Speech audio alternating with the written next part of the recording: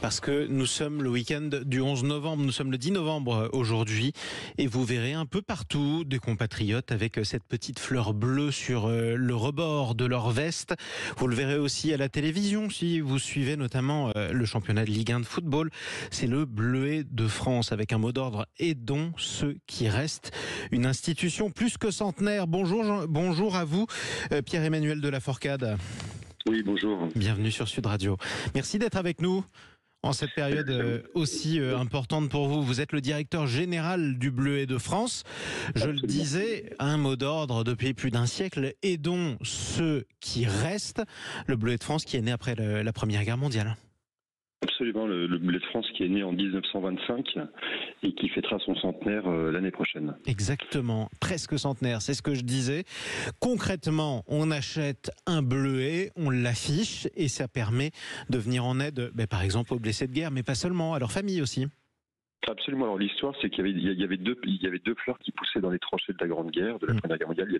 Il y a des fleurs robustes, donc il y avait le Bleuet de France et le coquelicot. Donc on connaît tous le poppy, le coquelicot, en Angleterre, qui est porté par 40 millions d'Anglais dans tout le Commonwealth, et le Bleuet de France qui est porté par les Français, le 11 novembre notamment, qui est la grande Fashion Week, j'ai envie de dire, du Bleuet de France. La Fashion Week du Bleuet de France, c'est joliment dit. Voilà.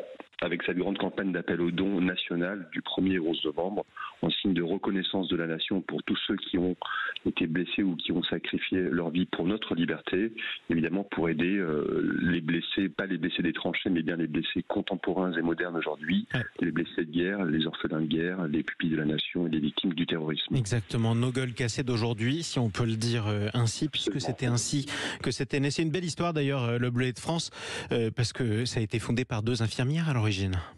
Oui, c'est deux infirmières à l'Institut national des invalides, veuves de guerre, qui en fait sont pris de compassion pour ces blessés qui rentrent du front, et en fait qui leur font confectionner avec leurs mains et du papier mâché des petits bleuets qui serviront de renforcer, on va dire, l'aide solidaire apportée aux familles, qui pourront d'ailleurs vendre sur la voie publique quand ils auront confectionné cela. Voilà. Alors, on imagine mal aujourd'hui la situation du pays à la naissance du Bleuet de France, mais effectivement, vous aviez des centaines de milliers de vétérans, d'estropiés, des gens traumatisés qui avaient besoin d'aide tous les jours, et effectivement, c'était pas trop à l'époque.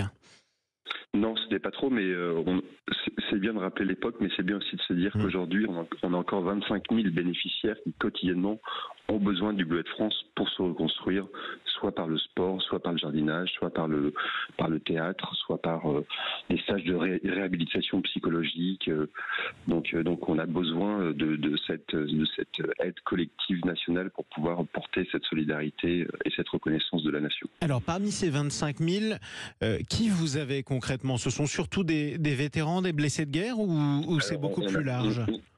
C'est beaucoup plus large. On a les 10 000 soldats qui sont projetés aujourd'hui en opération extérieure, qu'on accompagne sur l'envoi de colis de Noël, l'envoi de colis OPEX pour les aider dans leur mission. Et après, on a 15 000 victimes bénéficiaires, on a 5 000 blessés de guerre, blessés psychiques et blessés physiques. Donc c'est des blessés OPEX.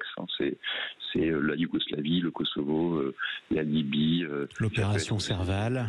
Voilà, le Mali, enfin voilà, on les connaît.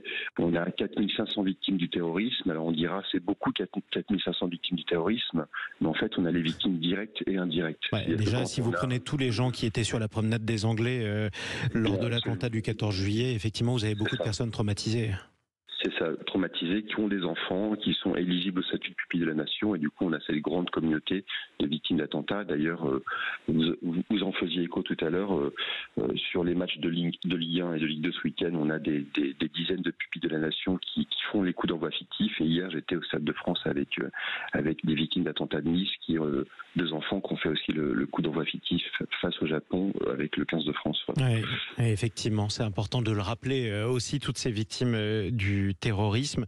Alors vous le disiez, 40 millions d'Anglais ce week-end vont porter un coquelicot. Comment on explique que plus d'un siècle après, les Anglais portent toujours, presque tous, ce coquelicot, et que les Français le fassent de manière plus timide, alors même qu'ils ont été beaucoup plus traumatisés par la Grande Guerre que les Anglais?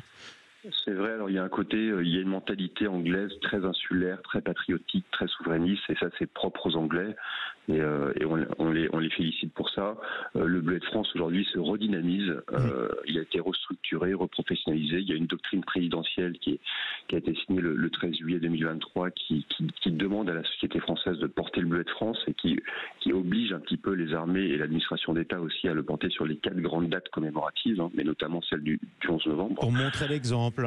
Pour montrer l'exemple et pour deux choses, la solidarité pour ces victimes bénéficiaires et aussi en reconnaissance de la nation, et aussi le travail de mémoire, parce que c'est important d'ajouter à cela le principe de résilience et aussi le travail de mémoire autour de ceux qui se sont sacrifiés pour nous, pour qu'on puisse être libre aujourd'hui dans une nation comme la France. Exactement. Alors aujourd'hui, si on veut se procurer un Bleuet de France, d'abord il n'est jamais trop tard, hein.